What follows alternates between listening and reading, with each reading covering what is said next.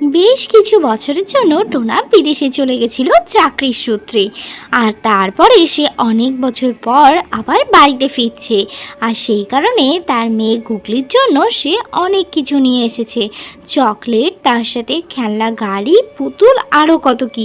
তার মন এখন ভারী খুশি যে সে বাড়ি গিয়ে টুনিকে আর তার মেয়ে গুগলিকে একসাথে পাবে।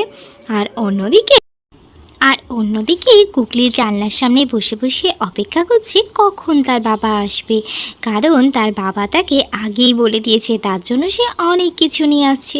আর এমনিতেও অনেক বছর পর দেখা হবে, তাই গুগলি ভীষণ খুশি। বাবা কখন আসবে মা? কত দেরি হচ্ছে, আজ যে আমার অপেক্ষা তো সইছে না। মা লক্ষ্মী মা, একটু অপেক্ষা করো, বাবা এক্ষুনি চলে আসবে।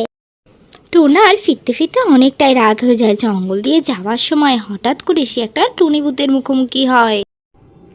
বাবা অনেক কিছু জিনিস আছে, আমার খেলার মতন অনেক জিনিস, এগুলো আমাকে দিয়ে যাও, আমি এগুলো নিয়ে খেলবো।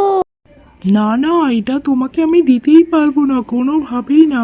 আমি অনেক বছর পর বিদেশ থেকে ফিরছি।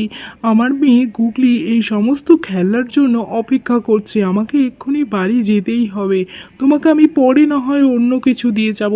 আমার সাথে এমন করো না, আমাকে বাড়ি যেতে দাও। টোনা দেবে না বলছে শুনে সঙ্গে সঙ্গে টুনি বাচ্চা ভূত তো ভীষণ রেগে যায়। তার তখন মাথায় চেপে বসে যে করেই হোক সেই খেলনাগুলো চাই। সে সঙ্গে সঙ্গে টোনার উপর তখন জাদুশক্তি প্রয়োগ করে। আর জাদুশক্তি প্রয়োগ করার সাথে সাথেই টোনা সেখানেই মারা যায়। আর তারপরে সেই বাচ্চা ভূত তার মাথা থেকে সমস্ত খেলনাগুলো আর ট্রলি নিয়ে সেখান থেকে চলে যায়। অপেক্ষা করতে করতে এদিকে অনেক রাত হয়ে যাচ্ছে দেখে গুগলি আর টুনি দুজনেই চিন্তায় পড়ে যায়। গুগলি তখন তার মাকে বলে, বাবার আসতে কেন এত দেরি হচ্ছে? একটু বাবাকে খুঁজে আনো না। গুগলির কথা মতন তখন টুনি বেরিয়ে পড়ে রাস্তায় তাকে খুঁজতে।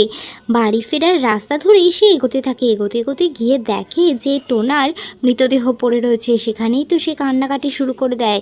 আর তারপরেই হঠাৎ সেখানে এক পরীর আবির্ভাব হয়।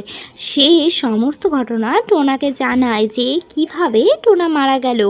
আর তারপরে বলে, যদি সবাই চ্যানেলটা সাবস্ক্রাইব করে দেয় তাহলেই টোনা আবার ফিরে আসবে। তোমরা প্লিজ আমার চ্যানেলটাকে সাবস্ক্রাইব করে দাও, তাহলেই এখানে আমার বাচ্চা তার বাবাকে ফিরে পাবে।